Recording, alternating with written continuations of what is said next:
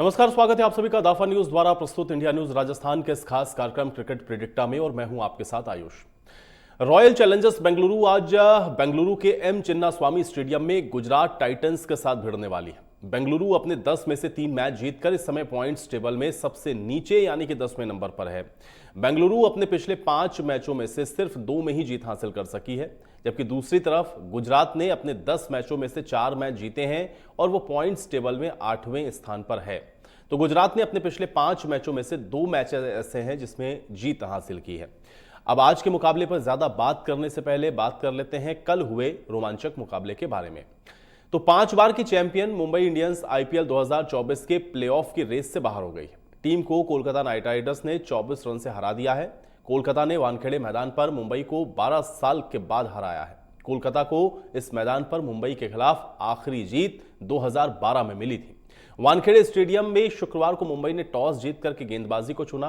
कोलकाता ने 19.5 ओवर में 169 रन बनाए। जवाब में मुंबई 18.5 ओवर में 145 रन पे ही ऑल आउट हो गई। मिचेल स्टार्क ने 4 विकेट झटके हैं। वरुण चक्रवर्ती, सुनील नैरेन और आंद्रे रसेल को 2-2 विकेट मिले हैं। और मुंबई के लिए सूर्यकुमार यादव ने 35 बॉल पर 56 रन की अर्धशतकीय पारी खेली है। अब कोलकाता से वेंकटेश अय्यर ने 52 बॉल पर 70 रन की अर्धशतकीय पारी खेली, जबकि मनीष पांडे ने 31 बॉल पर 42 रन बनाए। नुआन तुषारा और जसप्रीत बुमराह 3-3 विकेट झटके। हार्दिक पांड्या को 2 विकेट मिला और 1 विकेट पीयूष चावला के हिस्से में आया। और चलिए अब बात कर लेते हैं आज होने वाले दिलचस्प मुकाबले की। बेंगलुरु और गुजरात ने अभी तक एक दूसरे के खिलाफ 4 आईपीएल मैच खेले हैं। इनमें से आरसीबी ने 2 और गुजरात टाइटंस ने 2 मुकाबले जीते हैं। तो गुजरात के खिलाफ आरसीबी का अभी तक का उच्चतम स्कोर 206 है और बेंगलुरु के खिलाफ गुजरात टाइटंस का उच्चतम स्कोर 200 है। आखिरी बार ये दोनों टीमें इसी साल 28 अप्रैल को एक दूसरे से भिड़ी थी। इस मैच में गुजरात टाइटंस ने 20 ओवर में 200 रन 3 विकेट के नुकसान पर बनाए थे।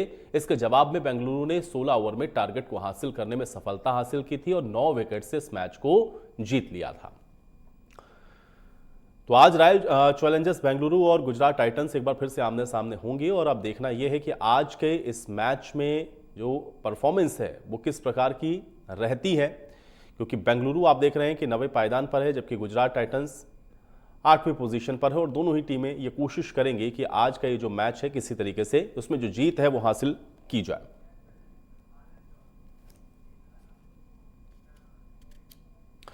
और चलिए आज की इस चर्चा की शुरुआत करते हैं। आर्यन चौधरी हमारे साथ जुड़ गए हैं, अंडर 23 दिल्ली स्टेट के प्लेयर हैं। आर्यन, बहुत स्वागत है सबसे पहले तो आपका।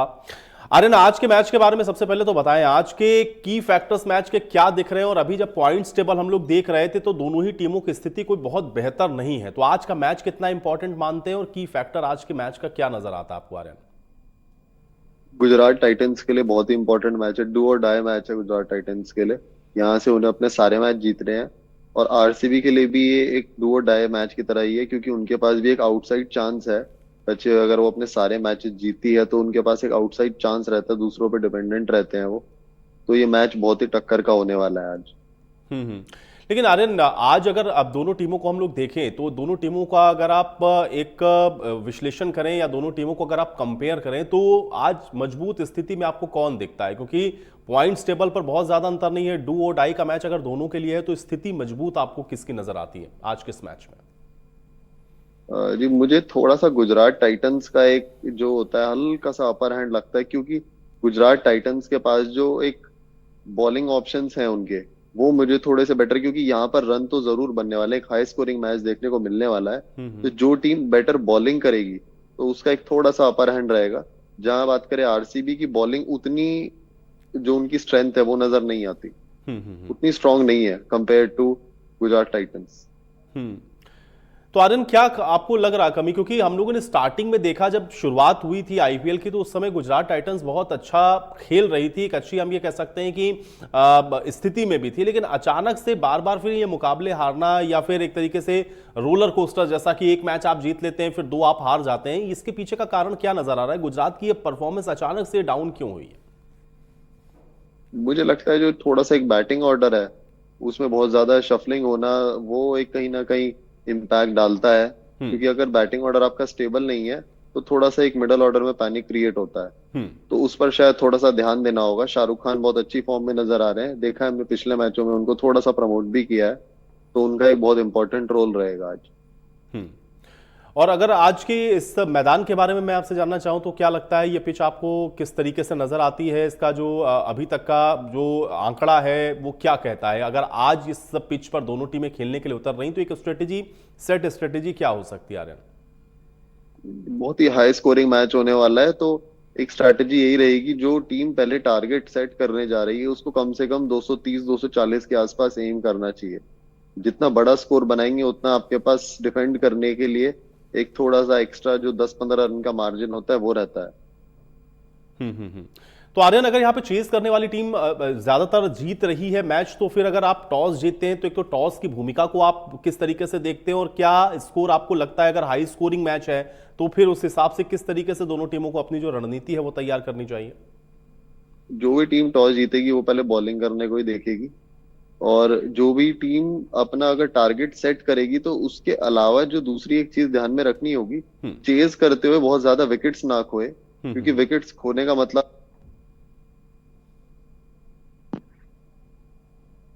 वहां कहीं ना कहीं दिक्कत होगी अगर विकेट्स लूज करते हैं तो। हम्म। अच्छा आर्यन, आज के इस मैच के बारे में आपको क्या लगता है? क्योंकि अगर डू और डाई के सिचुएशन में दोनों टीमें अगर आज मैदान पर उतर रही हैं तो फिर आपको क्या लगता है कि दोनों ही टीमों की तरफ से क्या इस तरीके का कोई इंटरेस्टिंग यहां पर खेल देखने को मिल सकता है? क्योंकि कोशिश ये है कि जो टॉप टेबल है उसमें कम से कम एक तो अपनी पोजीशन बरकरार रखें, और अगर आप गुजरात के लिए कह रहे हैं कि यहां से आगे आने वाले मुकाबले उनको सारे लगभग जीतना जरूरी है अगर वो प्ले ऑफ में बने रहना चाहते हैं, तो क्या आज का ये मैच लगता है आपको बड़ा इंपॉर्टेंट हो सकता है या कुछ ऐसा नया जो आज इस मैच में देखने को मिले? मुझे लगता है इस मैच में आज थोड़ा सा जो नया देखने को मिलेगा, वो हमें जो मिडल ऑर्डर और लोअर ऑर्डर है हम्म। उनका एक एक्सप्लोसिवनेस देखने को मिलेगी, क्योंकि टॉप ऑर्डर से तो आरसीबी रन बना ही रही है, हम्म। लेकिन आरसीबी का जो एक मिडल और लोअर ऑर्डर है, विल जैक्स ने हमने देखा अभी बहुत अच्छी इनिंग खेली है, 100 रन बनाए, तो विल जैक्स पे बहुत ज्यादा ध्यान रहेगा। और हम्म। दूसरा गुजरात टाइटंस की बात करें तो शाहरुख खान पे बहुत ज्यादा एक जो रिस्पॉन्सिबिलिटी रहती है शाहरुख खान पर, नीचे राहुल तेवतिया, डेविड हम्म। मिलर की भी एक बहुत बड़ी पारी आना अभी बाकी है। हम्म।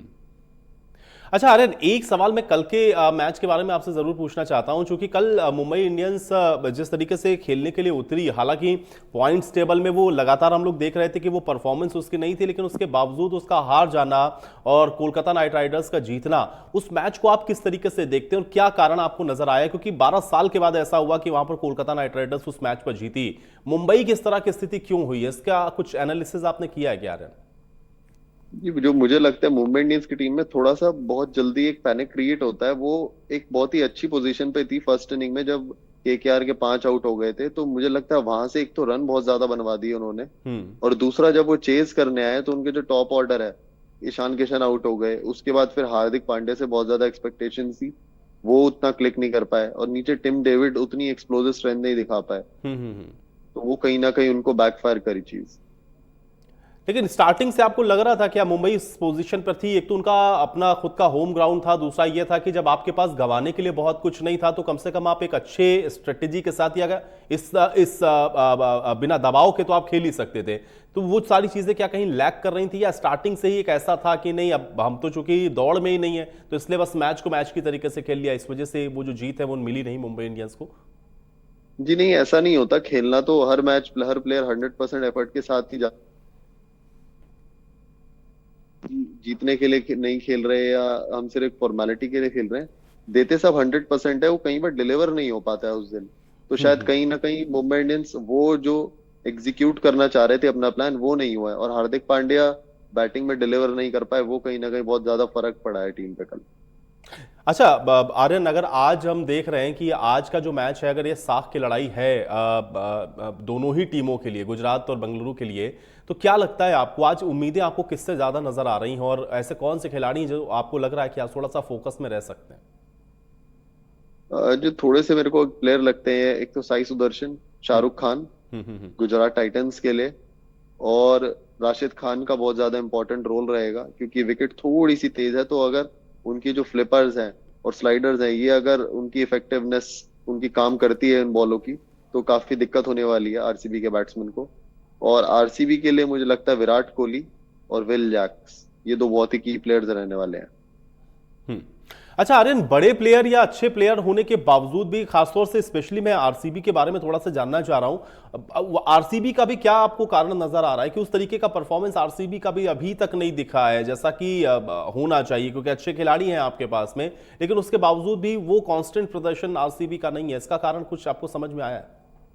जी बिल्कुल, ग्लेन मैक्सवेल जैसे प्लेयर से आप एक्सपेक्ट करते हैं कि वो कहीं ना कहीं किसी एक आधे मैच में आपको एक मैच विनिंग नॉक खेल के दिखाएं, बट वो उन्होंने करा नहीं है। हम्म। वो शायद उनका कैजुअलनेस हो सकता है या जो भी कह लो, लेकिन ग्लेन मैक्सवेल ने बहुत डिसअपॉइंट किया आरसीबी को।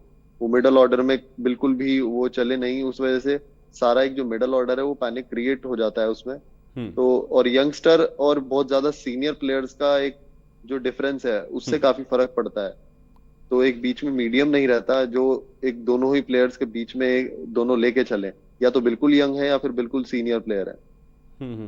नहीं आर्यन, लेकिन टीम के अंदर तो एक टीम स्पिरिट के साथ ही खेल रहा है। अगर आपके साथ सीनियर हैं तो उनका जो अनुभव है, उनका जो एक्सपीरियंस है, वो अन्य नए खिलाड़ियों को मिल सकता है। और एक स्ट्रेटेजी तो हर टीम की होती ही होगी कि आज मैं इस टीम के साथ खेल रहा हूं या जिसके साथ आज मेरा मुकाबला है उसके साथ मेरी ये स्ट्रेटेजी होगी। क्या इसको लेकर के कोई डिस्कशन होते नहीं? क्या इस वजह से आपको लग रहा है कि वो एक लैक है कम्युनिकेशन का, जो ग्राउंड पर भी कहीं दिख जाता है? जी बिल्कुल, फॉरेन प्लेयर्स पे हमने देखा है थोड़ा सा आरसीबी ज्यादा डिपेंडेंट रहती है। हम्म तो वो कहीं ना कहीं उनको शायद इंडियन प्लेयर्स पे ज्यादा फोकस करना चाहिए। उनका जो बीच का मिडल ऑर्डर है, महिपाल और अनुज रावत, इन पर थोड़ा सा अगर ज्यादा डिपेंडेंसी दिखाए तो बेटर रिजल्ट्स भी देखने को मिलेंगे, जितने हम्म चांसेस ग्लेन मैक्सवेल या और किसी फॉरनर को मिलते हैं। हम्म। अच्छा आर्यन, अब एक एक करके थोड़ा प्लेयर्स के बारे में बताइए। गेंदबाजों की अगर मैं बात करूं दोनों ही टीमों से, तो फोकस में आपको क्या लगता है दोनों टीमों में कौन से गेंदबाज हैं जो आज कुछ बेहतर कर सकते हैं या जिनसे कुछ उम्मीद की जाए? ये मुझे लगता है, एक तो आज अगर आरसीबी में लॉकी फर्ग्यूसन को चांस मिलता है, हम्म तो जो उनकी बाउंसर्स हैं और बाकी वो जो बीच बीच में यॉर्कर्स फेंकते हैं, तो लॉकी फर्ग्यूसन कहीं ना कहीं बहुत इंपॉर्टेंट रोल प्ले कर सकता है अगर आज उनको चांस मिलता है तो। और दूसरा, यश दयाल। हम्म। यश दयाल पे काफी फोकस रहेगा क्योंकि हमने देखा कुछ मैचेस से वो धीरे धीरे जैसे बेटर होते जा रहे हैं, बाद में स्लोअर वन और यॉर्कर्स का बहुत अच्छा यूज करते हैं। करण शर्मा मिडल ओवर्स में काफी ज्यादा इंपॉर्टेंट रोल रहने वाला है करण शर्मा का। हम्म। और दूसरी तरफ अगर गुजरात टाइटंस की बात करी जाए तो राशिद खान और मोहित शर्मा, दो ये बहुत इंपॉर्टेंट प्लेयर रहने वाले हैं। हम्म। और आनंद, अगर ऐसे बैट्समैन के बारे में मैं जानना चाहूँ दोनों ही तरफ से, आपको क्या लगता है कि आज थोड़ा उम्मीद हो सकती है कुछ, अगर बड़े खिलाड़ियों के अलावा भी आपको नजर आ रहा हो तो? जी शाहरुख खान हम्म गुजरात टाइटंस के लिए, डेविड मिलर और साई सुदर्शन। हम्म और आरसीबी के लिए विराट कोहली, फैफ ड्यूप्लेसी से काफी ज्यादा उम्मीदें रहेंगी, विल जैक्स, और नीचे अगर बैटिंग ऑर्डर में चांस मिलता है तो अनुज रावत। हम्म। और इंपैक्ट प्लेयर्स के बारे में क्या आपको लग रहा है, आज क्या नजर आ रहा है आर्यन? इम्पैक्ट प्लेयर में अगर शायद अनुज रावत को एक चांस मिल सकता है। हम्म और दूसरी तरफ बात करी जाए गुजरात टाइटंस के लिए, तो कोई ना कोई मुझे एक फॉरनर दिख रहा है। वो डिपेंड करता है आपकी बाद में बॉलिंग है या पहले बॉलिंग है। हम्म। और टॉस की का आज कोई आप इंपॉर्टेंस देखते हैं क्या इस मैदान पर, या आज के इस मैच में आपको लगता है कि टॉस कोई इंपॉर्टेंट रोल अपना प्ले कर सकता है? टॉस का रोल बहुत ज्यादा इंपॉर्टेंट हो जाता है। जो टॉस जीत गया वो कहीं ना कहीं 20-30% मैच में आगे निकल जाता है, क्योंकि जो भी टीम चेस करेगी उसको एक मेजर एडवांटेज रहता है इस विकेट पर। बाद में हमने देखा विकेट और बढ़िया होता जाता है बैटिंग के लिए और टीम और फ्री होकर खेलती है। ऐसी सिचुएशन में जब डू और डाई मैच होता है तो टीम और ज्यादा फ्री होकर खेलती है। हम्म। अच्छा आर्यन, आज अगर आप ये कह रहे हैं कि टॉस बड़ा इंपॉर्टेंट है, तो फिर स्ट्रेटेजी आपके हिसाब से दोनों ही टीमों की क्या होनी चाहिए? क्योंकि डू और डाई वाली सिचुएशन में फिर टॉस के बाद क्या आपको लग रहा है कि पहले आपको बॉलिंग ऑप्ट कर लेनी चाहिए, या एन समय पर ऐसा भी हो सकता है कि कुछ स्ट्रेटेजी चेंज की जाए सामने वाली टीम को देखते हुए? जी नहीं, ऐसा बिल्कुल नहीं होगा। जो भी टीम पहले जीतेगी टॉस वो बॉलिंग ही करने जाएगी, और जितना मिनिमम स्कोर पर रिस्ट्रिक्ट कर सकते हैं, 220, 210 या 200 के अंडर, हम्म वो कोशिश करेगी जो भी टीम पहले बॉलिंग करेगी, क्योंकि बाद में चेज करना उतना ही आसान होगा जितनी जल्दी आप उनको रोकेंगे। हम्म।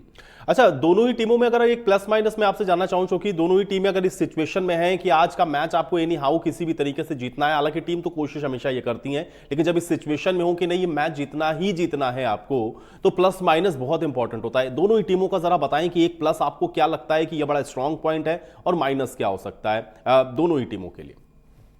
आरसीबी का प्लस उनकी जो बैटिंग है, उनका टॉप ऑर्डर, और जो उनके मिडल ऑर्डर में अभी विल जैक्स क्लिक करे हैं तो वो उनका एक प्लस है। और जो उनका माइनस है वो थोड़ा सा कहीं ना कहीं बॉलिंग और जो उनके डेथ ओवर्स में उनको रन रोकने की जो एक वो उस हिसाब से रन नहीं रोक पाते जिस हिसाब से उनको चाहिए।